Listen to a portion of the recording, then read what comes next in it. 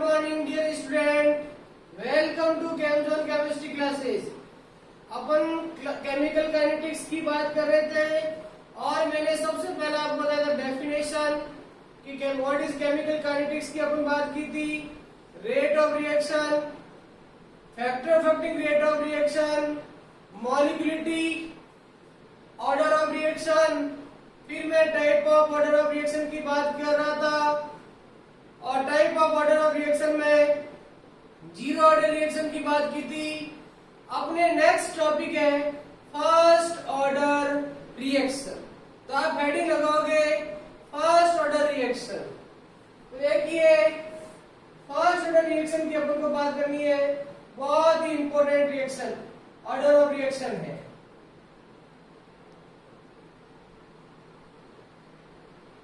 First order की मैं बात कर रहा हूं तो सबसे पहले डेफिनेशन पढ़ेंगे अपन।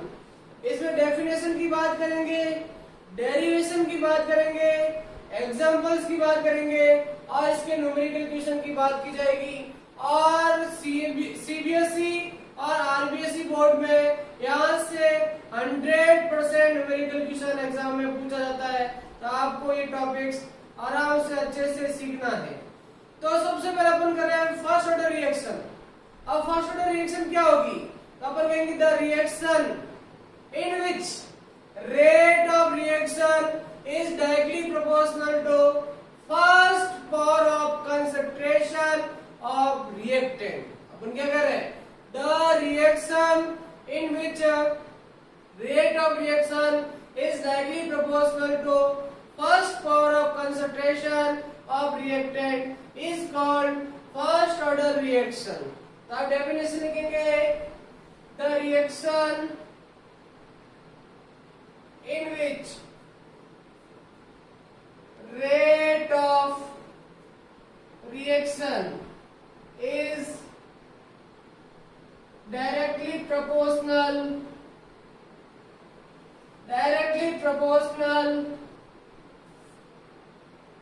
to the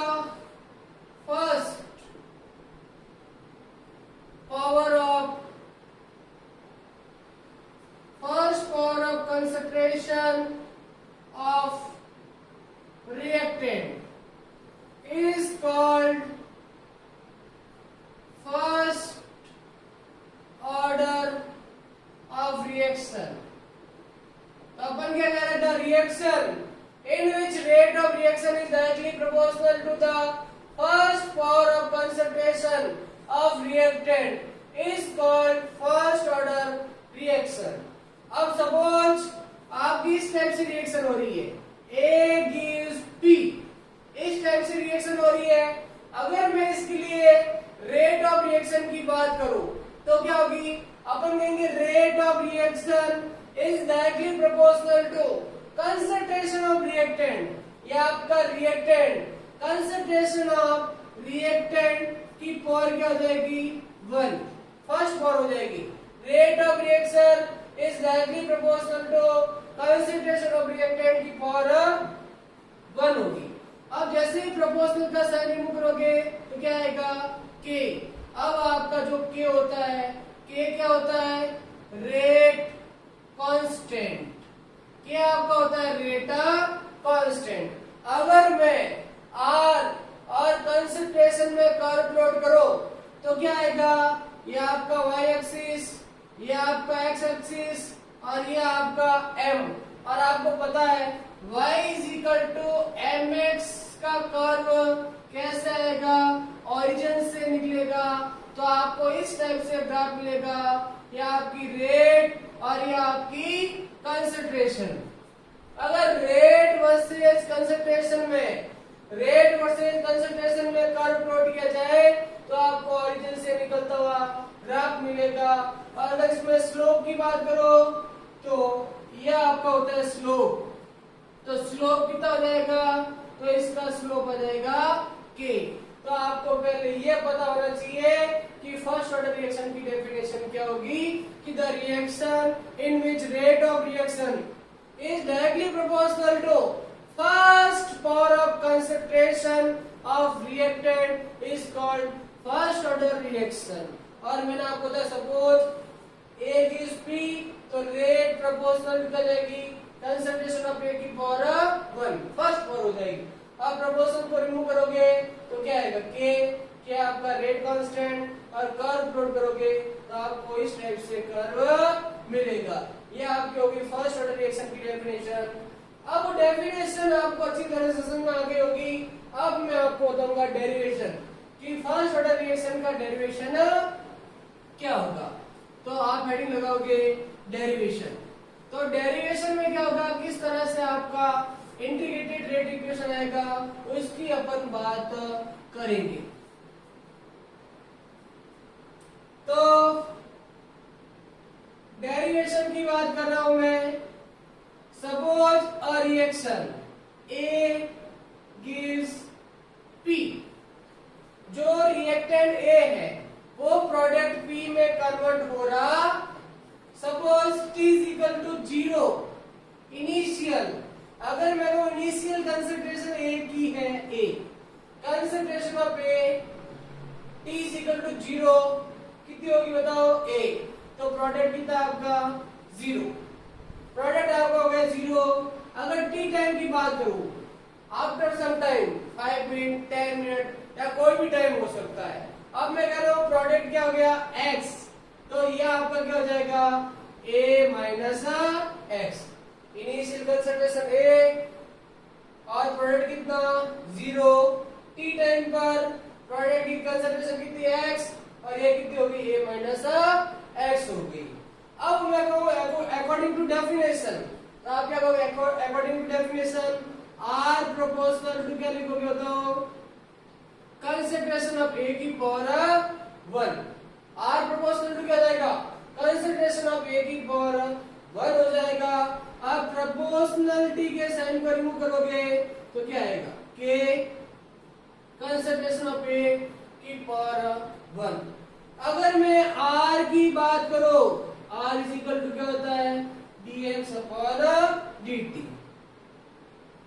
और A को किससे रिप्लेस करोगे बताओ, A को आप रिप्लेस करोगे A माइनस एक्स।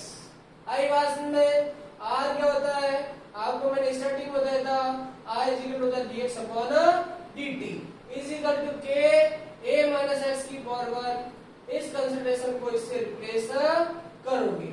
अब अपन इसको रीअरेंज करते हैं, तो रीअरेंज करोगे तो क्या जाएगा A minus x is equal to क्या हो जाएगा तो K dt, ये आपकी इक्वेशन 1। बताइए आपको याद है, समझ आ गया dx is equal to dx upon A minus x की पावर 1 इज इक्वल टू क्या हो जाएगा K dt हो जाएगा। अब मैं जो इक्वेशन फर्स्ट है उसका इंटीग्रेशन करता हूं, तो इंटीग्रेटिंग इक्वेशन फर्स्ट, अगर इक्वेशन फर्स्ट का आप इंटीग्रेशन करोगे तो क्या हो जाएगा बताओ dx A माइनस एक्स की पावर 1, इसका इंटीग्रेशन करोगे K dt। अब आप देख रहे हो, अब जो ये दिख रहा है आपको dx upon A minus x की पावर 1, इसका इंटीग्रेशन होता है minus ln A minus x, इसका इंटीग्रेशन होता है minus ln A minus x, और ln आपका नेचुरल लॉग है। ln का मीनिंग होता है 2.303 लॉग। आई बात में तो इसका क्या हो जाएगा, तो इसका हो जाएगा minus ln A minus x. अब K dt, तो K को आप क्या करोगे बाहर निकाल दोगे, कांस्टेंट है K, और dt का क्या जाएगा T, dt का क्या जाएगा T, और साथ में C आपका इंटीग्रेशन कांस्टेंट होगा। तो अपन क्या कह रहे हैं, इसका इंटीग्रेशन हो गया minus ln A minus x, K constant है, इसको बाहर निकाल दोगे, dt का क्या जाएगा T और C। अब मैंने आपको जैसे जीरो में बताया था, जीरो ऑर्डर में मैंने कहा था C की वैल्यू फाइंड आउट करनी है, और मैंने वहां पर यह भी बताया था कि जीरो, अगर C की वैल्यू फाइंड आउट करनी है तो आपने x is equal to 0 assume किया था और t is equal to 0 assume किया था। तो यहाँ भी आप C की वैल्यू फाइंड आउट करने के लिए x इज इक्वल टू 0 और t is equal to 0, that means जब रिएक्शन स्टार्ट नहीं हुई तो प्रोडक्ट की कंसंट्रेशन कितनी होगी, 0। दैट मीन्स क्या हो गया कि जब आपकी रिएक्शन स्टार्ट नहीं हुई तो प्रोडक्ट की कंसंट्रेशन कितनी होगी, 0। अब आप इसको सॉल्व करोगे तो क्या लिखोगे बताओ, x को किससे रिप्लेस करोगे, 0 से, और t को किससे रिप्लेस करोगे, 0। तो बताइए c की वैल्यू आ जाएगी, बताओ c की वैल्यू क्या आ जाएगी, -ln a। आपका इक्वेशन थर्ड आ गया। अब जो इक्वेशन थर्ड की वैल्यू इसको कहाँ पुट अप करोगे, सेकंड में, तो आप लिखोगे फ्रॉम इक्वेशन 2 एंड 3। बताओ c की वैल्यू आप पुट करोगे तो क्या जाए बताओ, -ln a - x kt -ln a, यह आपको मिल जाएगा। अब आपको इधर इसको शिफ्ट करोगे और जैसे आपने इधर शिफ्ट किया तो ये माइनस का क्या हो गया, प्लस, और ये माइनस, तो आप क्या लिख दोगे, ln a ln a x kt। और आपने कभी फॉर्मूला पढ़ा होगा, यहाँ पर आपको कुछ दिख रहा होगा, आपने एक फॉर्मूला पढ़ा होगा। क्या फॉर्मूला पढ़ा आपने कि लॉग, फॉर्मूला आपने पढ़ा होगा log m divide n is equal to क्या होता है, log m minus log n होता है। ये होता है फॉर्मूला। अगर मैं आपसे कहूं कि डिवाइड है तो माइनस, आपको ये माइनस दिख रहा होगा तो इसको कैसे लिख दोगे, डिवाइड में, तो आप क्या लिखोगे, आप लिख दोगे ln a upon a minus x is equal to kt। मतलब अगर डिवाइड होता है तो माइनस में लिखते हो और माइनस है किस में लिखोगे, डिवाइड में लिख दोगे, तो आपको ये मिल जाएगा। अब ln का मीनिंग मैंने आपको बताया था, क्या होता है बताओ, 2.303 log, तो ln को रिप्लेस कर दोगे 2.303 log a upon a minus x, is equal to kt। आपको चाहिए k, तो t को इधर शिफ्ट करोगे तो k इज इक्वल टू आ जाएगा 2.303 t log a upon a minus x। ये आपका आ गया इक्वेशन 4। तो इक्वेशन 4 क्या है, k is equal to 2.303 t log a upon a minus x। ये इक्वेशन 4 आपको हमेशा हमेशा याद होनी चाहिए। आई बात समझ में, लो मैं आपको एक बार वापस बता देता हूँ।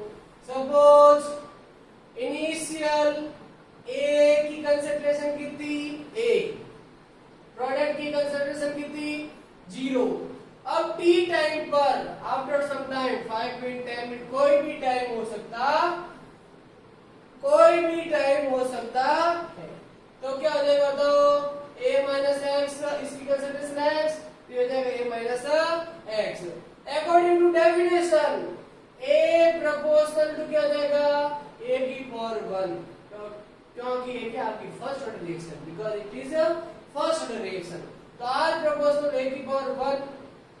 प्रोपोर्शनलिटी का साइन रिमूव करोगे तो क्या जाएगा, k, और a को किससे रिप्लेस करोगे, a माइनस एक्स। आई बात समझ में। अब आप रिलेशंस किया आपने, तो a माइनस एक्स को इधर शिफ्ट किया, dt को इधर, तो आपका आएगा dx a माइनस एक्स की power 1 is equal to k dt। अब आप इसका इक्वेशन फर्स्ट का इंटीग्रेशन करोगे, और जैसे इंटीग्रेशन करोगे तो क्या इसका क्या जाएगा, तो इसका इंटीग्रेशन होता है minus ln a minus x. k constant है, बाहर निकालोगे dt का t प्लस c आ गया। आई बात समझ में। और अब c की वैल्यू फाइंड आउट करने के लिए x is equal to 0, t is equal to 0, अब x की 0, t 0 सॉल्व करोगे तो क्या आ जाएगा, minus ln a from equation 2 और 3, यह वैल्यू पुट अप करो, और पुट अप करोगे क्या आएगा, minus ln a minus x, ये आ जाएगा, इसको इधर शिफ्ट करोगे तो ये प्लस का हो जाएगा और ये माइनस का। यहाँ आपको एक फॉर्मूला दिख रहा होगा, log m डिवाइड n हो तो आप लिखते हो log m minus log n, ये लिखते हो। और ये माइनस है ना, तो डिवाइड में लिखो, किसमें लिखोगे?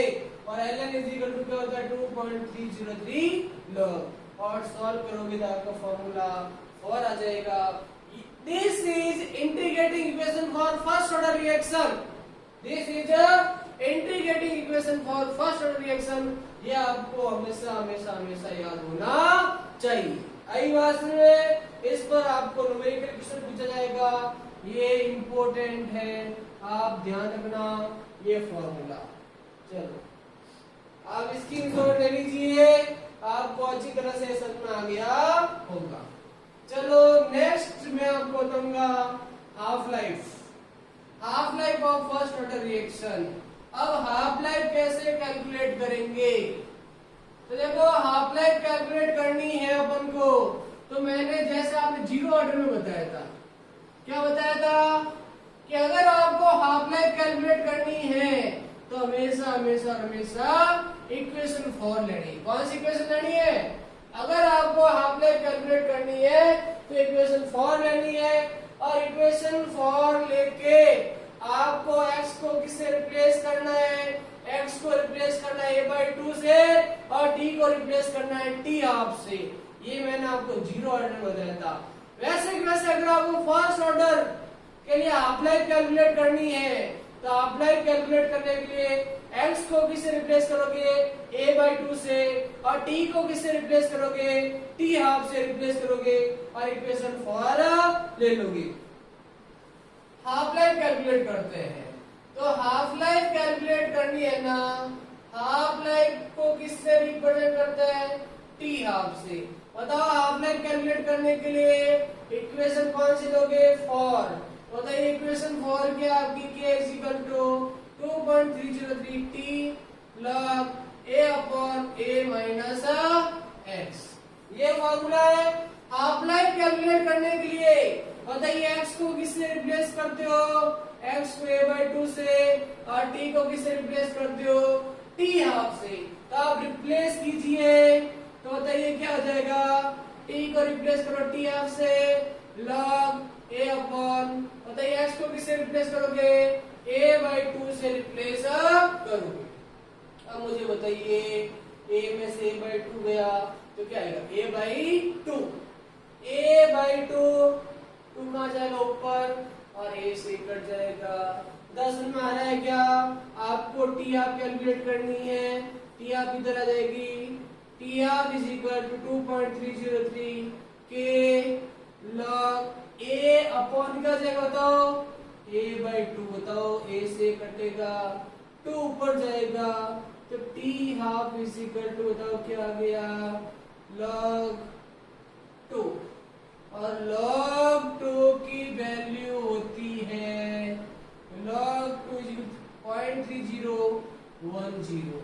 बताओ यहाँ पर वैल्यू रख दोगे, और यहाँ वैल्यू रखोगे तो आपको फॉर्मूला क्या मिलेगा? T half is equal to 2.303 k, और log 2 की जगह क्या रखोगे? बताओ सॉल्व करोगे क्या? तो आपका आंसर आ जाएगा, ये आंसर आ जाएगा t half is equal to 0.693 k, आपका आंसर आ जाएगा। अब मुझे बताइए कि इस इक्वेशन के अंदर या हाफ लाइफ के फॉर्मूले के अंदर आपको a दिख रहा है क्या? आपको a नहीं दिख रहा है। इसका मतलब जो हाफ लाइफ होती है ना, वो a पर डिपेंड नहीं करती है। अपन कह सकते हैं for first order reaction half life does not depend on initial concentration of reactant. Initial concentration पर डिपेंड नहीं करती है, इनिशियल कंसंट्रेशन ऑफ रिएक्टेंट पर डिपेंड नहीं करेगी। अगर मुझे कोई कहे कि आप टी हाफ वर्सेज ए में कर्व प्लॉट करो, क्या कहे? टी हाफ वर्सेज ए में कर्व प्लॉट करो, तो आप क्या कहोगे? ए पर डिपेंड नहीं कर रही है, डज नॉट डिपेंड, तो आपको इस तरह से कर्व मिलेगा। तो आपके पास में दो फॉर्मूले आ गए। एक तो फॉर्मूला क्या आ गया, एक तो मैंने आपको बताया था थोड़ी देर पहले, इक्वेशन फॉर कि k is equal to 2.303 upon t log a upon a minus x, और एक मैंने आपने को फॉर्मूला बताया। ये दोनों फॉर्मूले आपको याद होंगे, चाहे इस पर बेस न्यूमेरिकल इक्वेशन पूछा जाता। बताइए याद तक समझ में आ गया क्या? चलो ये आपकी हो गई हाफ लाइफ। अब मैं बात करूंगा example of first order reaction कि ऐसे कौन कौन से एग्जाम्पल है जो फर्स्ट ऑर्डर को फॉलो करते हैं। इसको नोट कर लीजिए, इसका स्क्रीनशॉट ले लीजिए और नेक्स्ट हेडिंग लगाइए, example of first order reaction. Example की बात करते हैं।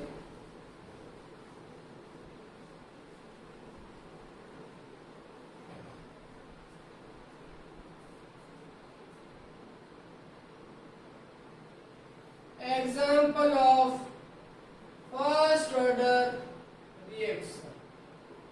तो फर्स्ट एग्जाम्पल मैं आपको बता रहा हूं, hydrolysis of ester. Hydrolysis of ester आपका फर्स्ट ऑर्डर का एग्जाम्पल है। हाइड्रोलाइसिस ऑफ एस्टर, बताइए एस्टर का फॉर्मूला आप जानते हो, तो बताओ एस्टर का फॉर्मूला क्या हो गया? तो आपका हो जाएगा ये एस्टर है और इसका हाइड्रोलाइसिस करोगे, और जैसे ही इस एस्टर का हाइड्रोलाइसिस करोगे तो हाइड्रोलाइसिस में H और OH, आपको एक तो कार्बोक्सिलिक एसिड मिलेगा और एक आपको मिलेगा C2H5OH मिलेगा। अगर इसके लिए मैं रेट ऑफ रिएक्शन की बात करो, बताइए रेट ऑफ रिएक्शन, मैंने कहा था रिएक्टेंट की कंसंट्रेशन पर डिपेंड करती है। ये रिएक्टेंट है तो अकॉर्डिंग टू अगर मैं डेफिनेशन या आपसे पूछूं नॉर्मल वे में, तो आप क्या कहोगे? R प्रोपोर्शनल टू क्या लिखोगे बताओ? CH3CO C2H5 ये लिख दोगे, और क्या लिखोगे? कंसंट्रेशन ऑफ H2, लेकिन H2 एक सॉल्वेंट है। H2 ये क्या है? सॉल्वेंट। तो सॉल्वेंट को 1 एज्यूम किया जाएगा। क्या किया जाएगा? सॉल्वेंट को 1 एज्यूम किया जाएगा। तो क्या आ जाएगा बताइए? CH3COC2H5, और प्रोपोर्शनलिटी का साइन रिमूव करोगे क्या आएगा? K, तो आपको क्या मिल जाएगा? ये मिलेगा। इसका मतलब ये फर्स्ट ऑर्डर रिएक्शन है। कौन सी रिएक्शन है? मतलब जो रेट होती है वो रेट एस्टर की कंसंट्रेशन पर डिपेंड करती है। किस पर डिपेंड करती है? रेट एस्टर की कंसंट्रेशन पर डिपेंड, एस्टर की कंसंट्रेशन पर डिपेंड करती है। आई बात समझ में? ये आपको समझ आ गया, ये फर्स्ट ऑर्डर रिएक्शन है। इसी तरह से मैं सेकंड एग्जांपल की बात करो तो सेकंड एग्जांपल आपका है hydrolysis of sugar. Hydrolysis of sugar, cane sugar, मतलब अपन हाइड्रोलाइसिस ऑफ कैन शुगर की बात कर रहे हैं। तो देखो किस टाइप से सेकंड एग्जांपल आप लिखोगे, हाइड्रोलाइसिस ऑफ